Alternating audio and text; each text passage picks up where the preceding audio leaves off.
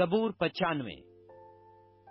آؤ ہم خداوند کے حضور نغمہ سرائی کریں، اپنی نجات کی چٹان کے سامنے خوشی سے للکاریں، شکر گزاری کرتے ہوئے اس کے حضور میں حاضر ہوں، مزمور گاتے ہوئے اس کے آگے خوشی سے للکاریں، کیونکہ خداوند خدائے عظیم ہے اور سب الہوں پر شاہ عظیم ہے۔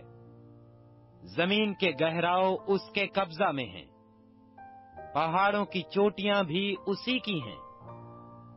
سمندر اس کا ہے، اسی نے اس کو بنایا، اور اسی کے ہاتھوں نے خشکی کو بھی تیار کیا۔ آؤ ہم جھکیں اور سجدہ کریں اور اپنے خالق خداوند کے حضور گھٹنے ٹیکیں، کیونکہ وہ ہمارا خدا ہے اور ہم اس کی چراگاہ کے لوگ اور اس کے ہاتھ کی بھیڑیں ہیں۔